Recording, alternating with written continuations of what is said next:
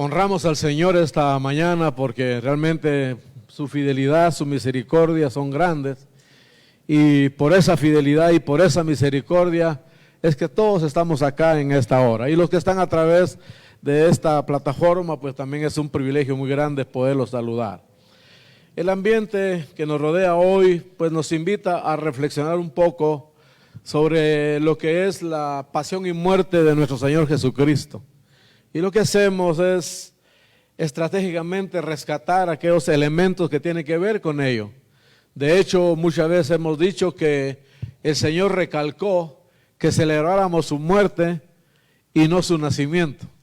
Pero independientemente de cómo lo celebren diferentes personas, nosotros tenemos que tornar al texto bíblico, tenemos que venir a la palabra y saber realmente lo que Dios nos ha dicho, nos ha dejado escrito.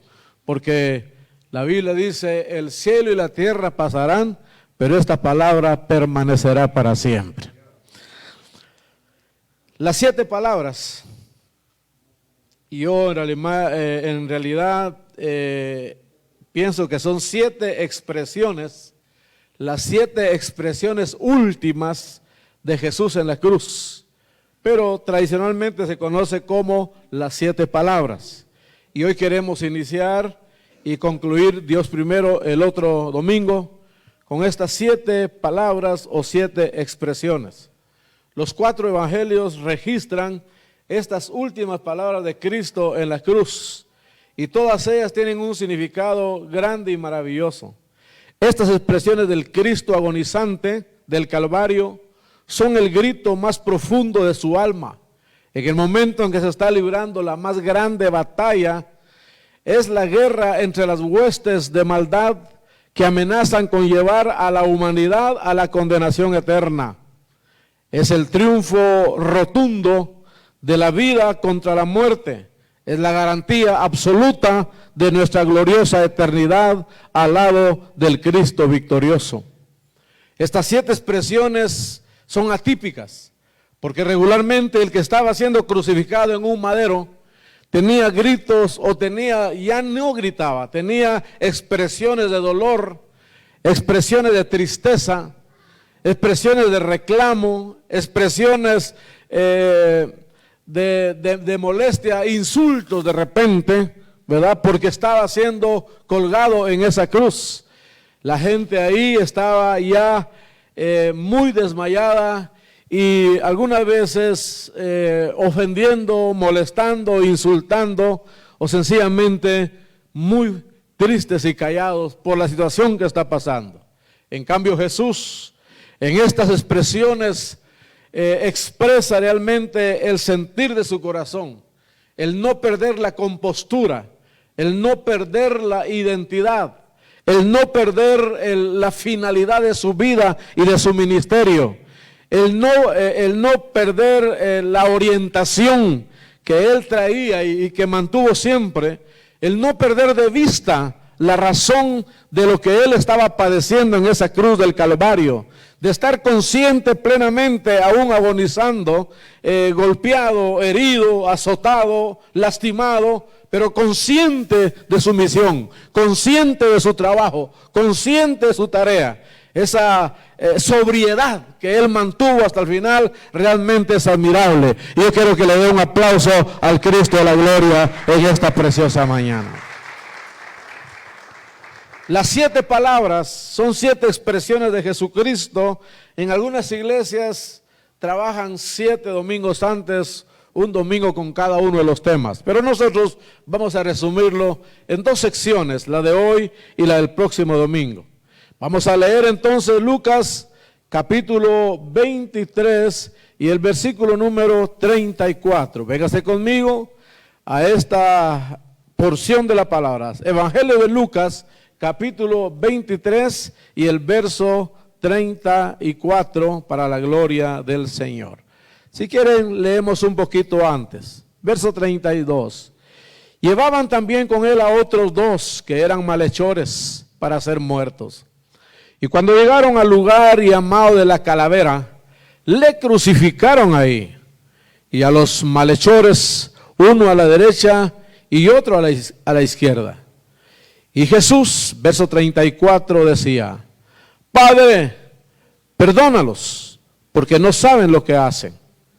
Y repartiendo entre sí sus vestidos, echaban suertes. Muy bien.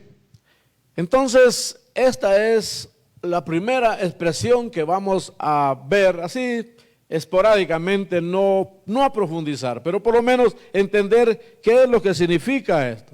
Notemos la primera palabra, que es Padre. La relación filial entre Cristo y el Padre fue absolutamente maravillosa.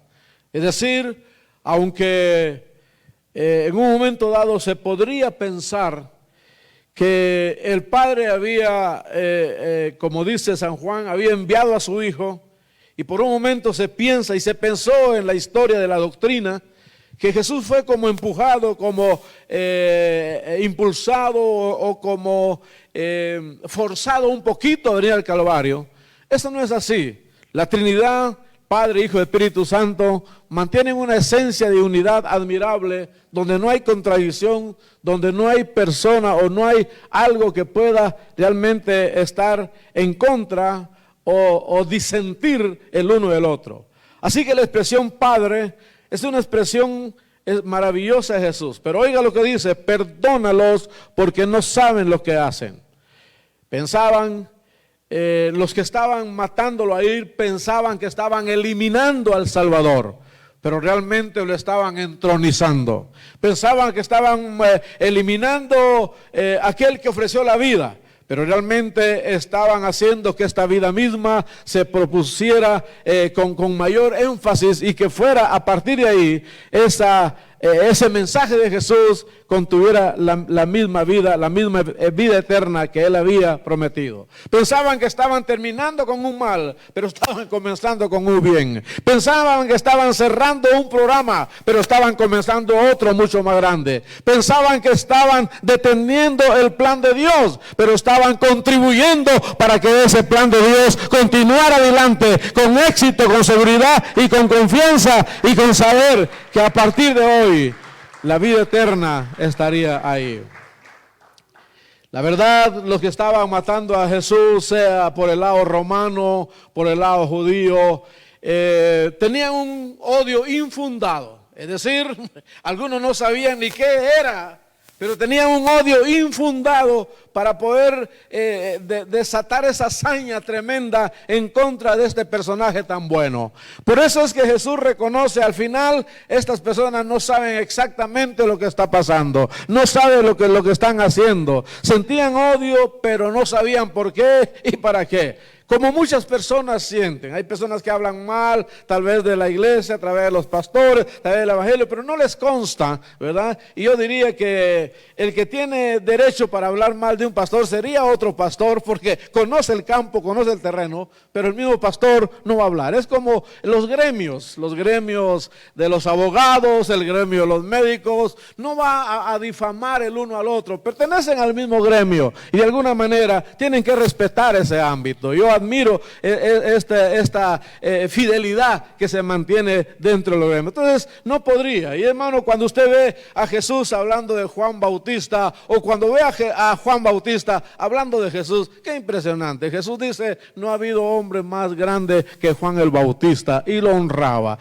Y Juan decía: es bueno que él crezca y que yo mengüe. Mi hermano, qué bueno es cuando un corazón en medio de cualquier circunstancia está saludable, no criticando, no enojado. Todo Jesús está reconociendo que esas personas están haciendo algo que ellos no comprenden a cabalidad, ¿verdad? Que ellos no saben. Padre, perdónalos porque no saben lo que hacen. Y aquí tenemos uno de los grandes temas que Jesús manejó en toda su vida. Era el perdón por los pecados. Era el perdón a las personas. Ese era su tema, y no importa dónde estuviera y en qué circunstancia, no importaba su agonía, su dolor, su tristeza, ahí en esa cruz, él seguía pensando lo mismo. Todo hombre y toda mujer necesita el perdón de Dios. Toda persona, no importa dónde viva, quién sea y qué haga, necesita el perdón de Dios. Todo pecador, por más empedernido que sea, todo hombre o mujer, por más realmente molesta que sea para la sociedad, todo hombre puede ser perdonado al pie de la cruz del Calvario, porque Cristo murió por todos para derramar su sangre y rescatarlos de esa vida de condenación. Por eso esto nos impresiona siempre. No hay nadie que no pueda tener perdón a los pies de Cristo. No hay nadie que diga yo no puedo ser perdonado. Hay dos tipos de personas, o de repente tres. Un tipo de persona dice: yo soy tan pecador que no merezco perdón. Eso queda anulado acá. Porque no importa qué tan pecador sea, el perdón es mucho más grande. Y hay otro tipo de persona que es el que más me preocupa a mí. Aquel que dice: yo soy buena gente y no necesito perdón. Eso es más preocupante todavía. Hay quienes se creen tan buenas personas que dicen: no, para mí el evangelio no es. El evangelio es para los borrachos, es para los parias de la sociedad, es para las personas tóxicas, es para la gente mala.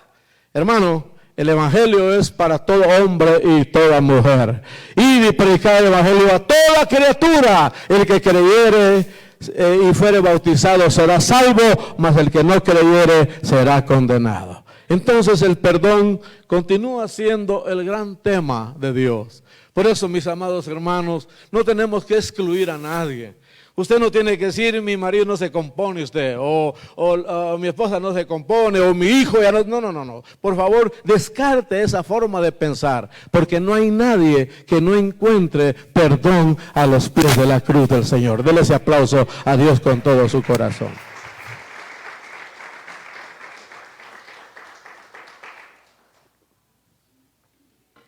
Padre, perdónalos porque no saben lo que hacen. Pero también el perdón implica para nosotros mucho. El hecho de poder tener la capacidad de perdonar a quien nos ofende. Y el hecho de poder tener la capacidad de pedir perdón cuando ofendemos. Ese es un distintivo del pueblo cristiano de Dios. El que puede perdonar y el que puede pedir perdón. Eso es un cristiano que sabe cuándo ofende y que debe pedir perdón, o cuándo es ofendido y que debe de perdonar. El Señor dijo: si no perdonamos a los que nos ofenden, ¿cómo queremos que Dios nos perdone a nosotros? Y el Padre nuestro dice: Señor, perdónanos, así como nosotros perdonamos a los que nos ofenden. Así que, hermano, esta es una palabra muy grande que tendríamos mucho de qué hablar. Pero ahí está, hermano: Padre, perdónalos porque no saben lo que hacen. No hay remordimiento, no hay tristeza, no hay resentimiento, no hay odio. No está pagando mal con mal, está pagando bien con mal. Está pagando con el bien, está pagando el mal que le están haciendo. Perdónalos porque no saben lo que hacen. En el corazón sensible del Señor era más importante las personas que estaban ahí y que podrían ser perdonados. La otra palabra que encontramos ahí en el verso 43, siempre de San Lucas, capítulo 24, dice la palabra, entonces, capítulo 23, verso 43. Entonces Jesús le dijo, tal vez leamos un poquito más adelante,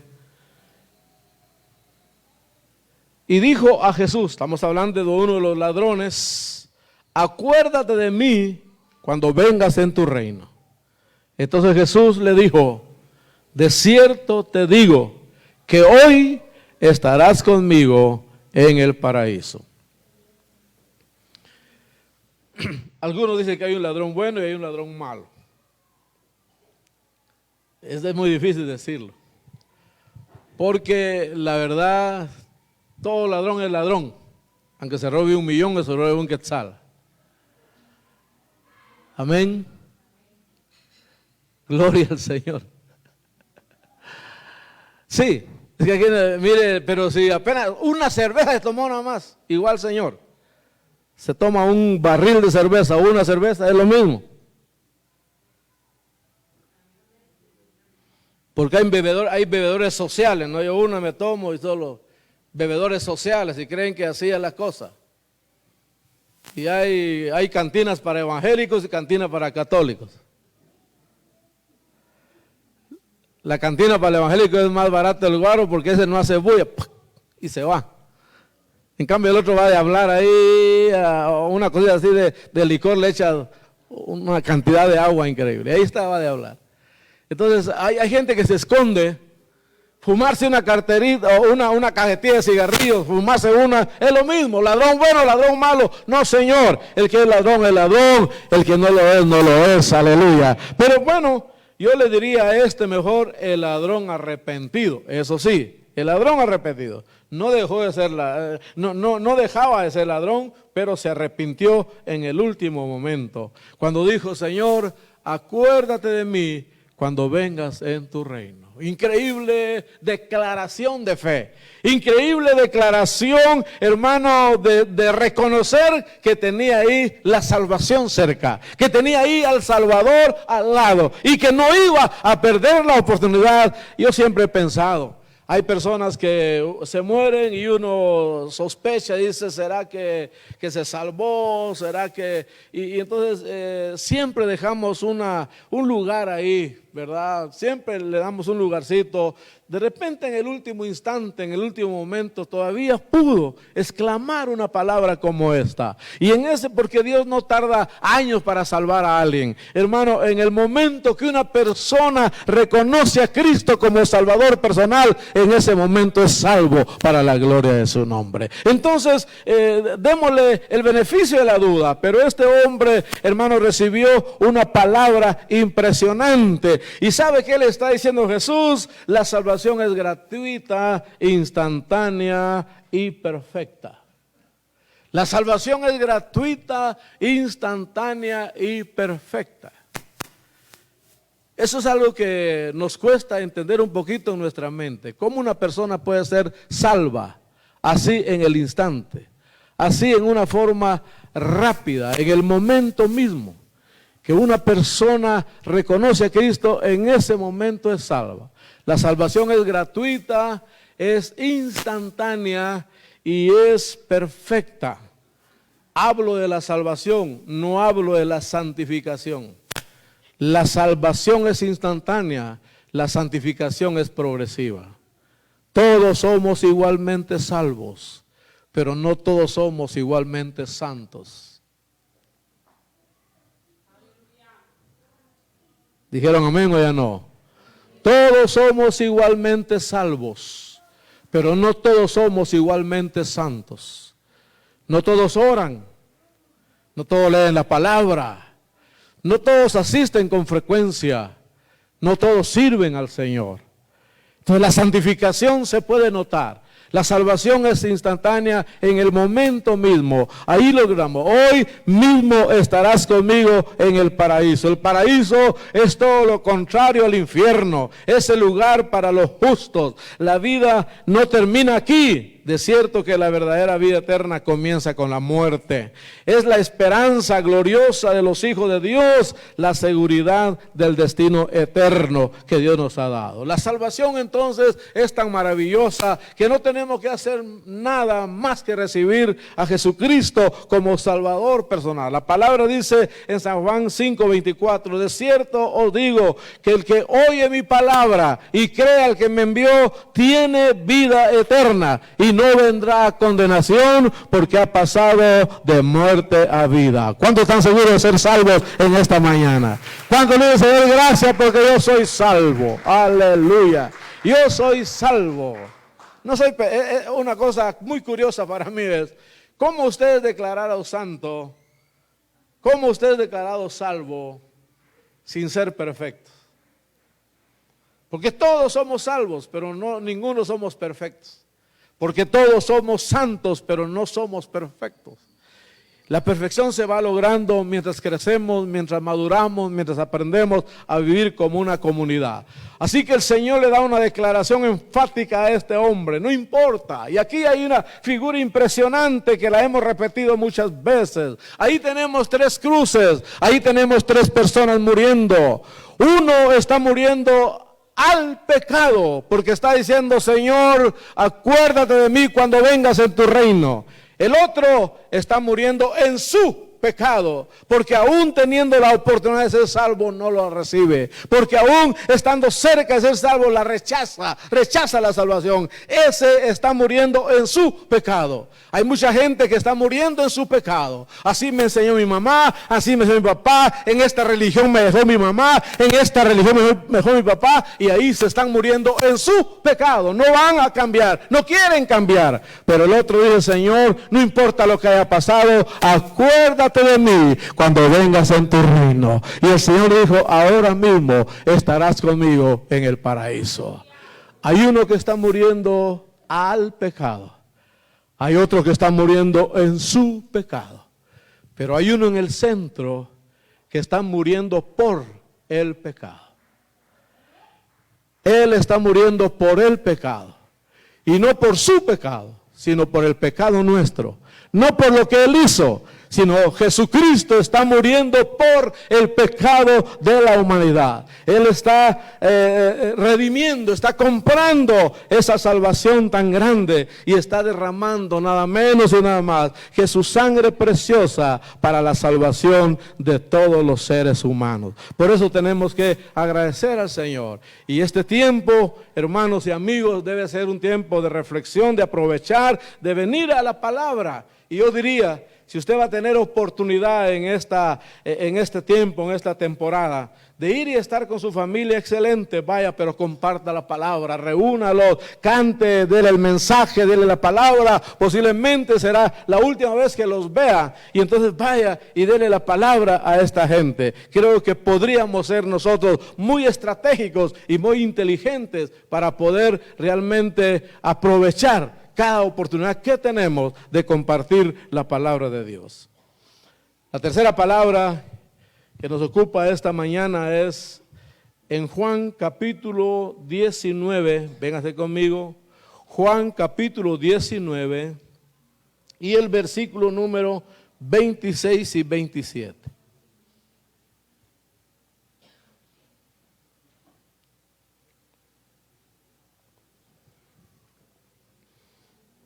Dice la palabra del Señor: estaban junto a la cruz, en el 25, de Jesús, su madre y la hermana de su madre, María, mujer de Cleofas, y María Magdalena. Cuando vio Jesús a su madre y al discípulo a quien él amaba, que estaba presente, dijo a su madre: mujer, he ahí tu hijo. Después dijo al discípulo: he ahí tu madre. Desde aquella hora el discípulo la recibió en su casa. Mujer, he ahí tu hijo.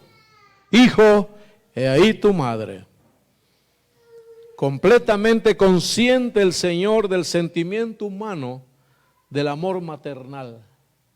Jesús entendió a cabalidad y entiende a cabalidad el amor materno, el amor maternal, el amor de madre a hijos.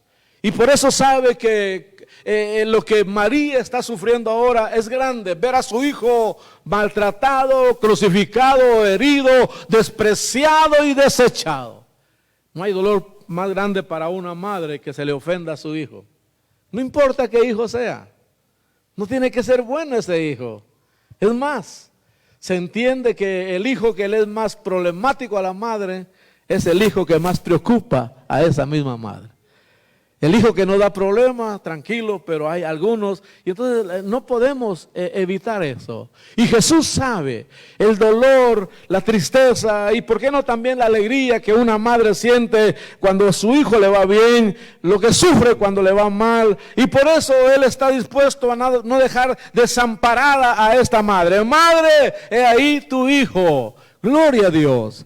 Ojalá que ese sentimiento volviera a nosotros hoy, reconocer pues los hijos y las hijas de poder ayudar a su madre. No deberían de haber madres desamparadas, no deberían existir madres desamparadas. Un hijo, por más pobre, por más precariamente que viva, puede atender a su madre y darle lo mejor que pueda hasta el último instante, porque esta madre fue la que le dio la vida, la que le dio el ser, la que lo cuidó cuando este hijo, esta hija era una persona indefensa. Y entonces, hermano, qué corazón más especial de Jesús, completamente consciente. Madre, he ahí tu hijo. En otras palabras, no vas a quedarte sola. Voy a poner a alguien para que esté contigo, para que te cuide. Hermanos y hermanas, por favor, como cristianos no tenemos que abandonar a nuestro padre o a nuestra madre. Qué triste, cuando allá en el cuarto, en el último cuarto, ahí está la viejita abandonada, media atendida, abandonada, despreciada. Hermanos, allá casi es un estorbo para la familia. Cómo nos alegra ver a aquellas hijas, aquellos hijos que cuidan de su mamá o de su abuela y están ahí. Yo diría que esa época debería ser la mejor para los padres y para las madres y para los abuelos y para las abuelas. Debería ser la mejor época. Los hijos deberían empeñarse en que ese último tramo de la vida de nuestros ancestros pueda ser la mejor parte de su vida. Atendidos, respetados, amados y cuidados, porque ellos nos cuidaron cuando no podíamos cuidarnos por sí solos. Alabado sea el nombre de Dios para siempre. Hermano, interesante eso. Una cosa que yo no me canso de agradecer a Dios es, hermano, cómo Dios me dio la oportunidad maravillosa de decirle a mi padre y a mi madre, sí, reconozco, porque yo a los 18 años me salí de la casa y le dije a mi padre y a mi madre, olvídense que tienen hijos y yo me olvido que tengo padres. Y salí supuestamente a conquistar el mundo. Salí, según yo era hombrecito, que según yo iba a conquistar, me iba a ir bien, y renuncié a mi padre y a mi madre y me fui. Solo duré un año. Al año yo estaba abandonado en un cuarto con artritis en todo el cuerpo por la calidad de vida que me estaba dando. Entonces me acordé otra vez que tenía papá, que tenía mamá. Y entonces me regresaron, literalmente me metieron a un bus y me regresaron a la casa. Y un tiempo después Dios llegó a mi corazón, acepté a Jesucristo. Entonces el Señor me dio la oportunidad de reconocer a mi papá, a mi mamá, ayudarlos, a estar con ellos, a ver que no les faltara nada, a estar apoyando y decirles, bueno, gracias. Por eso cuando ellos fallecieron yo no tenía nada que deberles a ellos. No hay remordimiento, no hay tristeza. Yo prediqué en los dos funerales, el funeral de mi padre, el funeral de mi madre. Yo prediqué con ellos con una tranquilidad tan emocionante, tan impresionante, porque mi conciencia estaba tranquila. Había estado con ellos en los momentos últimos de su vida. Madre, he ahí tu hijo. Yo ya no voy a estar, decía el Señor, pero ahí hay alguien que ocupará mi lugar para cuidarte. Familias, organícense para no dejar abandonados a esos seres tan queridos. ¿Cuántos están de acuerdo conmigo en eso? Alabado sea el Señor. Alabado sea Dios para siempre. Bendito sea el Señor. Igual, hijo, he ahí tu madre. Y entonces, igual, el Señor reconocía el amor fileo o el amor filial. El amor del hijo para una madre. Esta madre necesitaba un hijo, pero este hijo necesitaba una madre. Y entonces también reconocía que Juan, que por supuesto era el discípulo amado, necesitaría de una madre, necesitaría de una mujer, necesitaría de alguien que estuviera también con él en todos los momentos de su vida. Así que Jesús reconoce esa gran oportunidad, reconoce esa gran necesidad humana, el amor de los padres a los hijos y el amor de los hijos a los padres, que no debería ser sustituido por nada ni por nadie, que deberíamos luchar y pelear, hermanos, para mantener realmente esta nuestra relación familiar. Qué bueno los que todavía tienen un papá, una mamá. Qué bueno los que todavía tienen un abuelo o una abuela. Yo no conocía a mis abuelos, solo conocía a una de ellas. Vivió 104 años. Esa es la única que yo conocí. Así que yo voy para largo, mi hermano, no esté pensando que ya me voy a morir. Y dígale, este hermano tiene vida. Muy bien. Entonces, madre, he ahí tu hijo. Hijo, he ahí tu madre.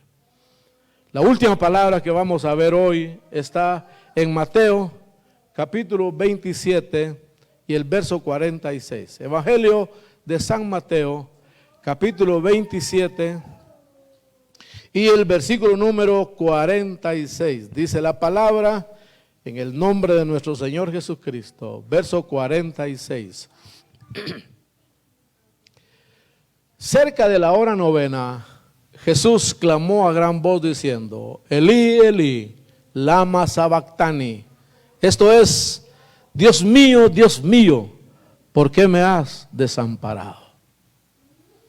Dios mío, ¿por qué me has desamparado? Elí, Elí, lama sabactani. El otro evangelio dice, Eloi, Eloi, lama sabactani.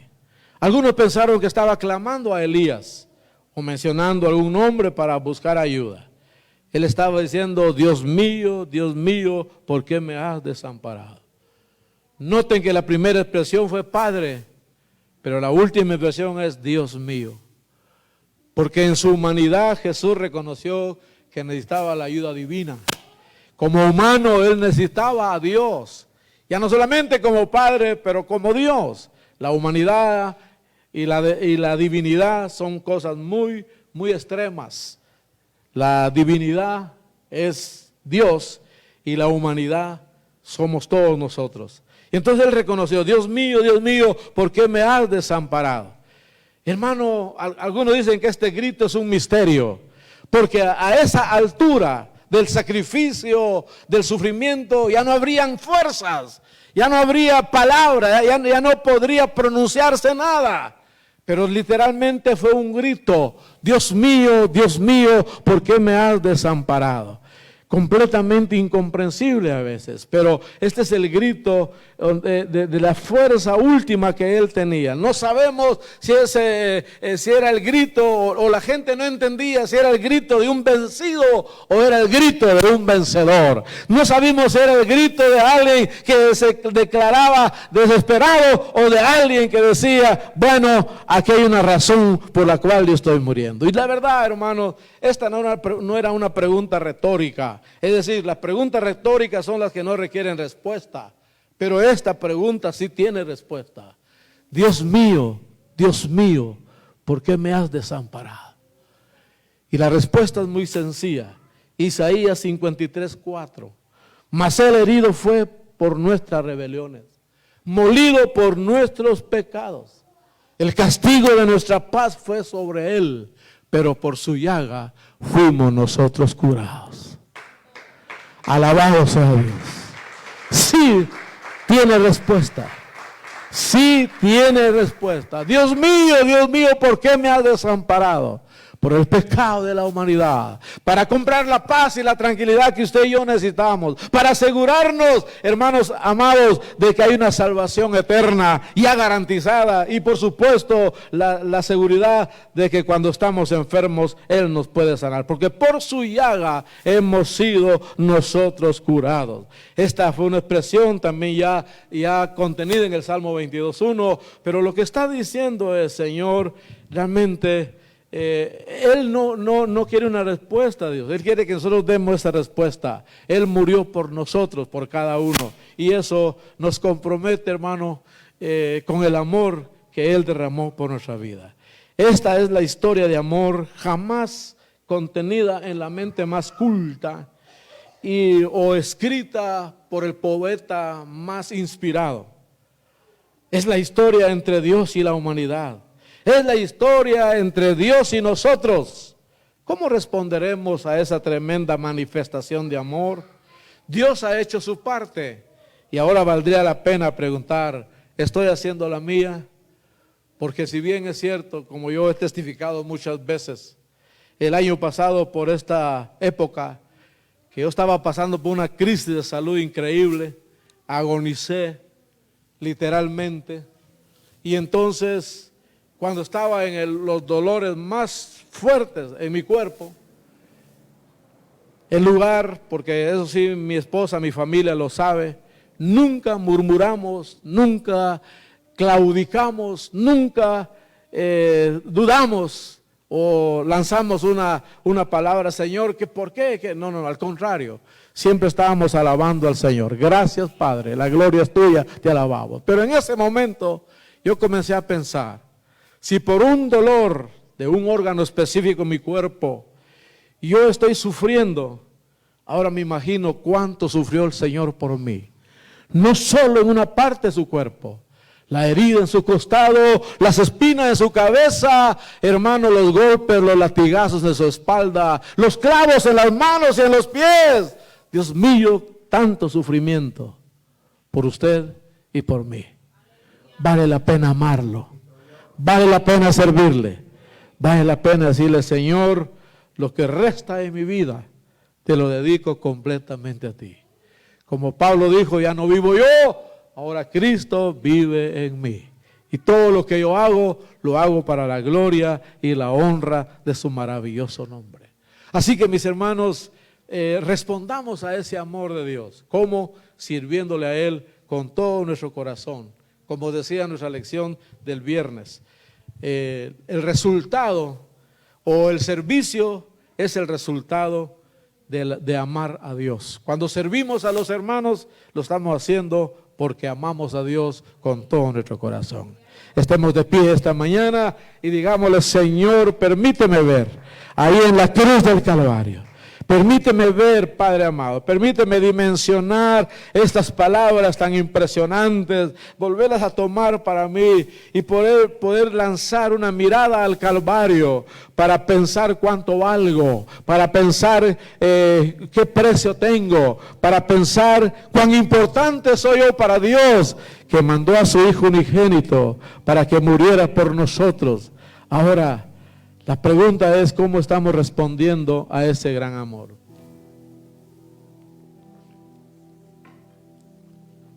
Padre amado, te damos muchas gracias. No podemos dimensionar todo lo que pasó en esas últimas 24 horas. Del Getsemaní al Gólgota, del Getsemaní al Monte de la Calavera. No podemos dimensionarlas, solo tenemos un dato histórico, un dato bíblico.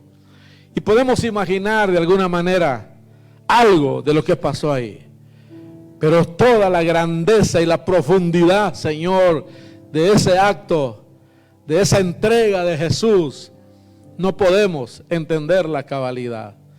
Solo nos resta decirte gracias.